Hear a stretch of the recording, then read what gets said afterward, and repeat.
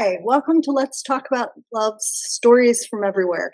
Today, my guest is my co-founder of the organization, Lisa Martin. Hi, happy to be here with you, Jill. I'm very happy that you are here with me. I'm in Long Beach, California today, all the way from Portugal. Beautiful. So tell our listeners why Let's Talk About Love. Why did you go on this journey with me? That's a great question. So it really started when I began writing a book called Messages from the Heart, which is really around helping people to connect their hearts and their brains, to make better decisions, to have better interactions with people in their lives. And Let's Talk About Love, for me, part of that is about bringing that to life and helping people to do that. And why is that important? It's important because I feel so many of the decisions that are made in the world today are made only with people's analytical mind without connecting with their heart. And when we make decisions with only our analytical mind, we can justify almost anything. And you can see it playing out in the world today. Yeah. If we go to make a decision and we tune into our hearts, it's very hard to dehumanize another person or to commit an atrocity or do harm to another person. So really it's helping people to create congruency between their heart and their brain to live a better life. Really. So that's why Let's Talk About Love. Beautiful. I love it. And you dove right into the deep stuff right away. For anybody who doesn't know, we actually met through Catherine Wood's podcast. Yes. Thank you, Catherine. Yeah, thank you, Catherine.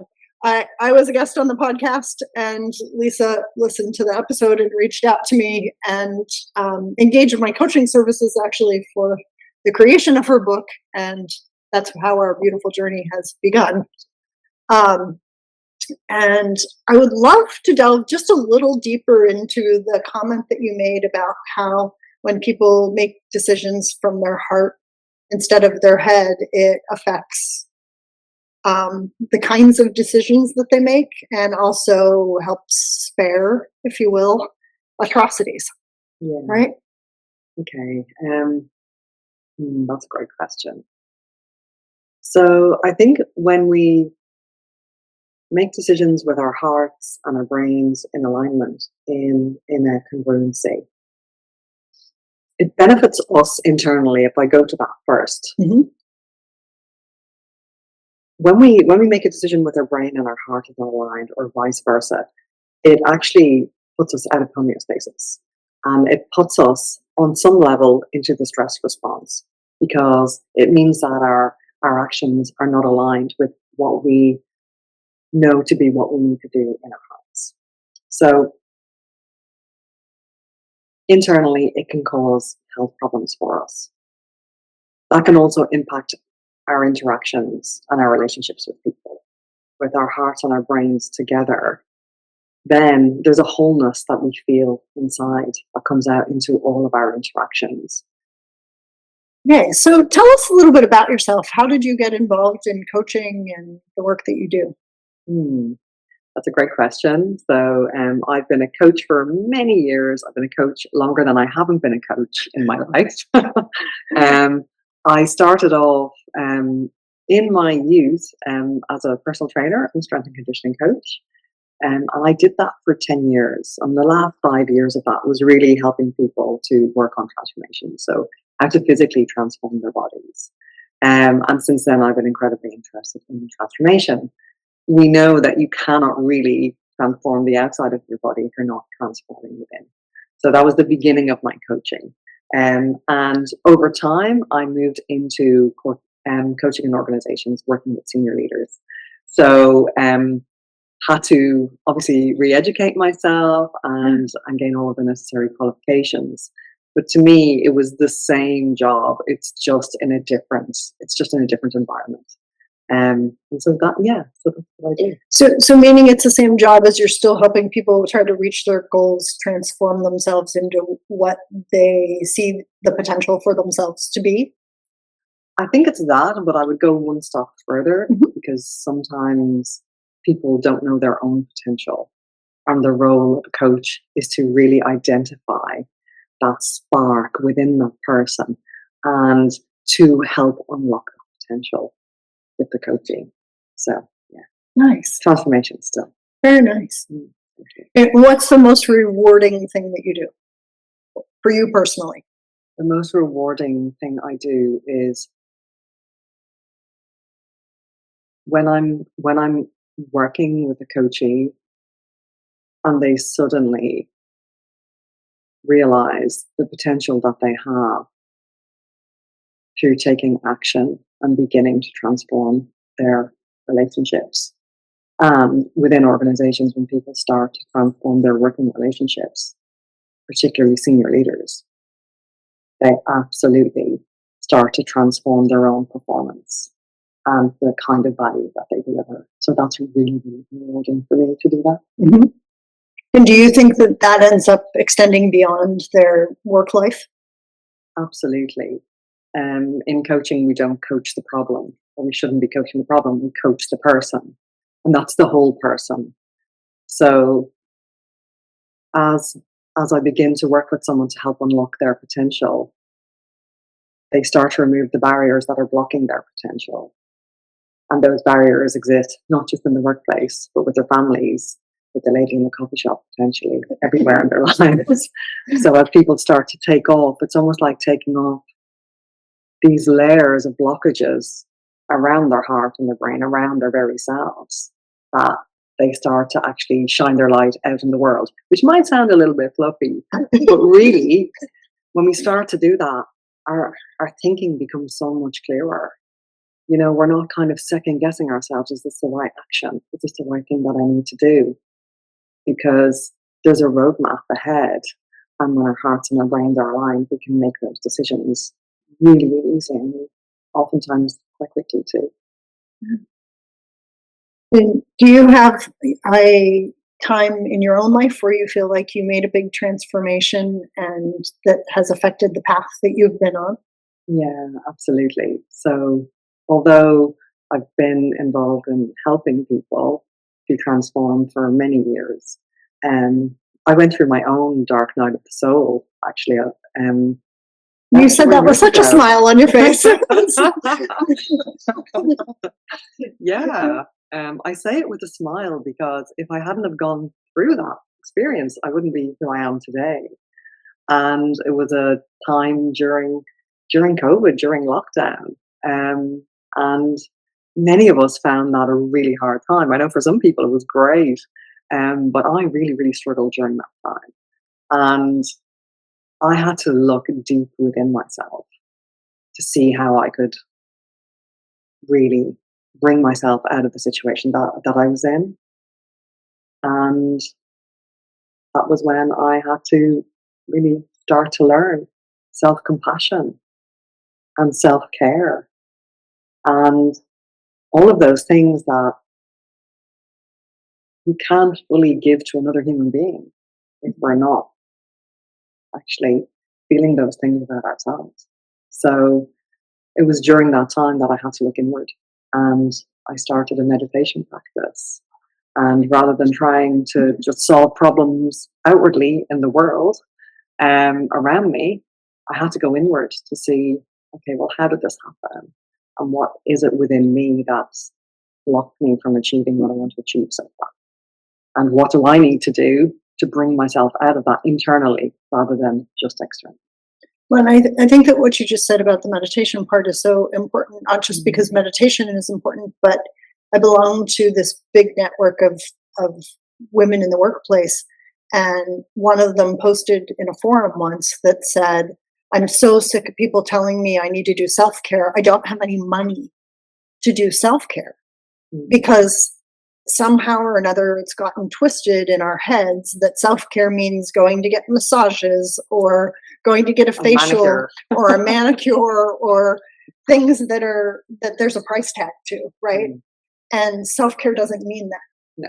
So let's talk a little bit about what self-care and self-love, because it's all a Yeah. form of self-love, could be without a price tag.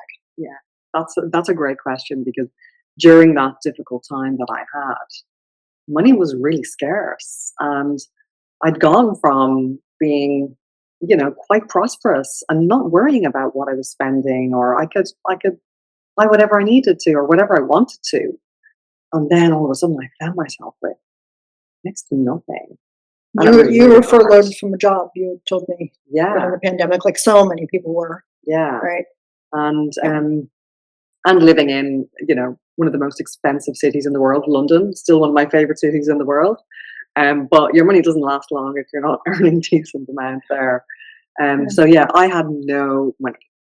And so what I used to do was just take myself out for my mental health walk Yeah. every morning, every afternoon, and that doesn't cost anything.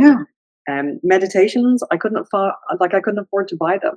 I went on YouTube and I would listen to them on YouTube. In the beginning, I didn't have the knack of typing in meditation, no ads. So I would be deep in a meditation and some ads would come on in the middle of it and Yeah. pull me out. But I just did them online on YouTube. It didn't cost me anything. Well, YouTube's an amazing resource, right? Because you Yes. can get fitness classes there, you can do yoga, you can learn to paint, you can pretty much learn how to do anything you need, Yes. including repairs on your car and Yes. everything Yeah. through YouTube. So, Absolutely. shout out to YouTube Yeah. for Thank that. you, YouTube. Yes. And I will add that as soon as I did start to transform my life and started earning again, I went and I bought all of those meditations because they are available. I did go and actually buy them all Oh, afterwards. nice. So, So you paid it forward to the people who had created them. yeah, Yeah. absolutely. Yeah. But even if there's a book that you really want to read, if there's some sort of a book about transformation or about performance or a self-help book, many of them are actually on YouTube. Like if you don't have money, Yeah. go Or and just Google Books or Google, yeah. or Google books. There's so many free resources out there. And then when you can afford it, I would encourage you to then go and pay for what it is Plus the that people you that use. you yeah. Exactly. Yeah. Exactly. Yeah, that's great. So I think that's beautiful, and those are all ways to show your self love. And when you talked about books, it doesn't even have to be books about transformation. If what you need in your moment is to read something fun, right? Pick up a kid's book, pick up an adult book, go to your library and get a book. And it can be anything that just makes you feel good about yourself and feeds your soul, as a form of self care. Absolutely. Yeah, and self love. Absolutely. And if I could just say one more thing about self-love and Absolutely. self-care, that's really important, and that's around what we put into our bodies. So if we're in a place where we're struggling, where if that life around us is feeling really challenging, if we're having a hard time, then I would really encourage you, and also when you're having a good time, but be really mindful of what you put into your body. So eating good whole foods, drinking plenty of water, and being really mindful if you drink alcohol of your alcohol intake. I'm not saying don't go and have a few margaritas with your friends at the weekend, or else a glass of champagne every now and again, or a beer if that's your thing. But just be really mindful about what you're intaking 80% of the time, because what we're eating and drinking is feeding our microbiome, which is the bacteria in our gut. And that can really impact our mental health. We produce the majority of the serotonin, which is the feel-good hormone. We produce that in our gut. So if we're not feeding ourselves the right foods, well, then it's also going to affect our well-being and our mental and physical. That's a good, excellent point. Excellent point. So, what vision do you have for the future going forward for Let's Talk About Love, for your life? So, my vision for Let's Talk About Love, wow, it's really big actually. The size of the world, for sure. It's the size of the world. Yeah. Jill and I were speaking yesterday. Yesterday was our launch day. We were talking about dropping the pebble into a very large pond. And I feel like that's what we did yesterday. This very large pond is the world, and we dropped a little pebble in there. And so we expect those ripples they started yesterday. Well, and in our launch, if you weren't part of our launch and you're listening to this, The launch we did online, and we had people from the United States and from Australia and from the UK and from Europe all join us. And Lisa led a heart opening meditation, and Daniel Brooks said a blessing over everybody who was on the call, over the company, and over the world, and all of its people and systems. And it was just a beautiful, beautiful launch to our project here. And it was lovely, and you did a great intro as well. Well, thank you. Draw my tears. Yeah, beautiful and heartfelt. But really, when I think about the vision, so our company, we're kind of focusing on two different aspects of the world. So we have a focus on individuals and families and how we can help people to really think about love and think about connecting with their hearts. And so that's around, we've recorded some free short meditations. We will also record some longer ones. We will be publishing books to also help people to open their hearts and live more heart-centered lives. We are recording documentary films. And is there anything else? This television show. And this television show. This online television show. And this, And the vision for this online television show is actually that we see it being a replica of it in any country that wants to have one, in any language, so that it reaches local people. And we just see other people embracing the vision and the mission and helping expand the company and its reach, and more importantly, to bring love to everywhere. Open dialogue, open listening, which I think is super important right now because we don't have enough of it in the world, and to bring creativity. So we're also bringing a bunch of artists and musicians and writers and people in the creative arts to create art that's around love and to figure out ways to solve world problems through love and care. Yes, that's beautiful, Jill. That's really beautiful. And then what we're going to do, or what we're also doing at the same time, is looking at organizations. Yes. And really, we're looking at the highest expression of love and bringing love into the language within organizations. What we want to do is help people to understand that the power of love. And what does that mean? It means love is not just something that we have on Valentine's Day, or that we write on the end of a card, or that we have for our dog, our kids, our partner, our It's on our clothing. that love is it's very, very powerful. And when we think of it,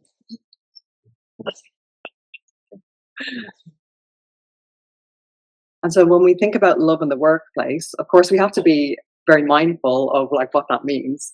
But what we're really talking about is compassion for each other, kindness and care. Respect. I really want leaders and organizations to think about when they're making a decision or any interactions that they're having. What's the win-win-win outcome that we're looking for here? So I win, the organization wins. That includes the people in the organization, and the planet wins. So looking at decisions that are being made within organizations through that lens. So trying to bring conscious leadership into being. So that's within corporate organizations, government organizations. We really, really want to bring this message Nonprofits. in. Absolutely. Yeah. Military, anything. Any kind of organization, big and small. Yeah, absolutely. Yeah. And again, it's helping leaders to, first of all, calm their own nervous system, learn how to do that, so they can then help their teams with that, make better decisions for themselves. And to hear all of their people, make their people feel like they're being heard and seen, right? Because so much of in organizations anymore, the people don't feel that way. They just feel like they're a pawn in the system. In some organizations, that is very much the case. And why does that matter? Some people think that's a bit fluffy. It's not.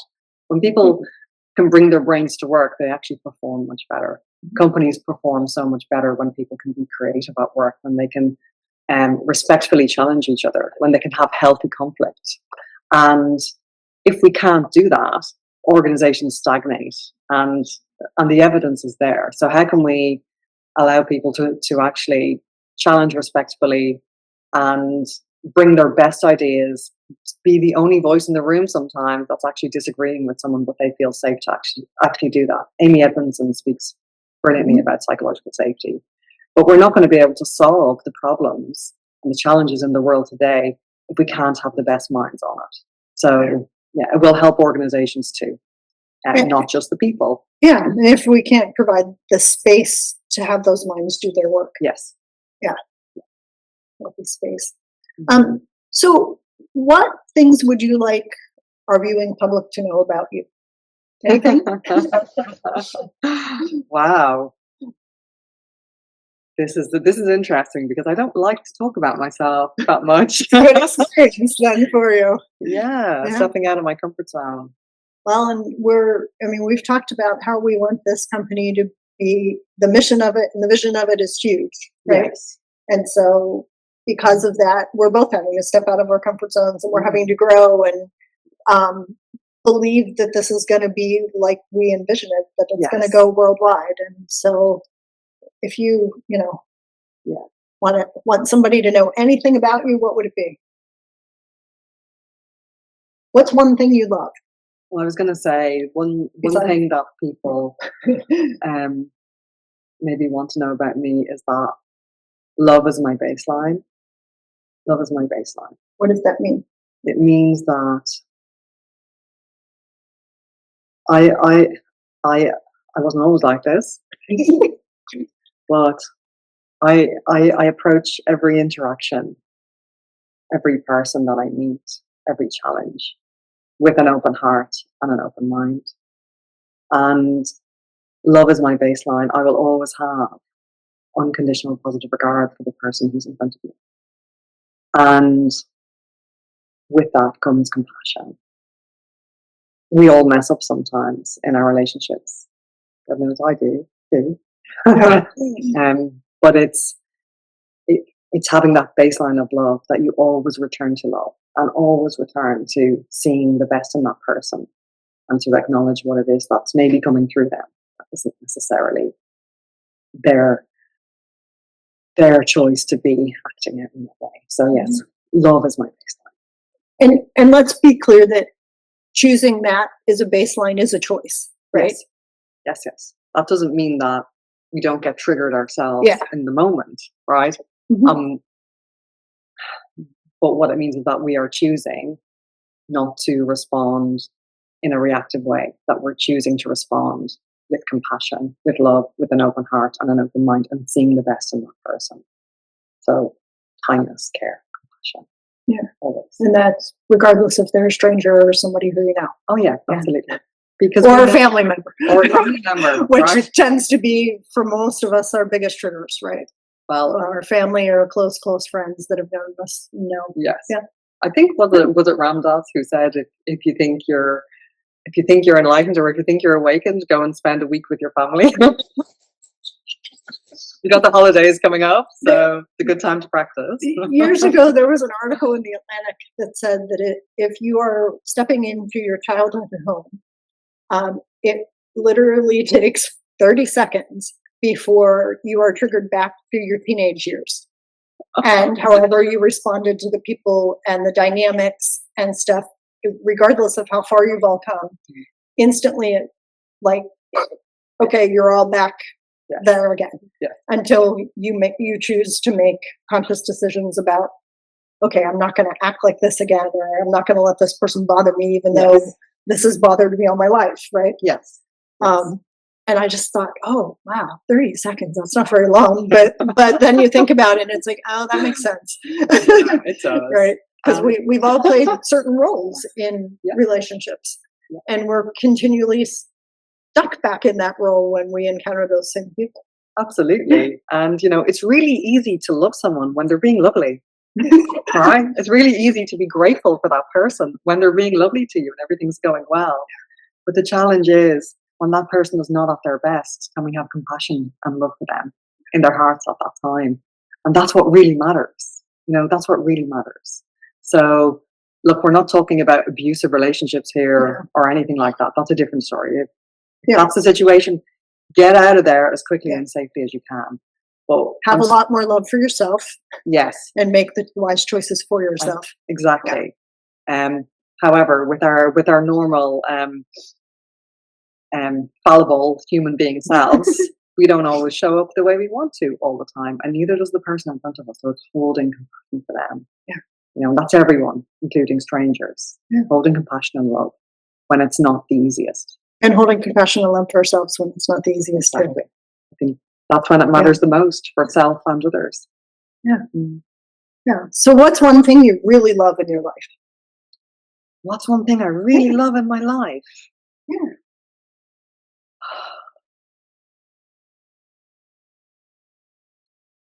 I love more than anything else.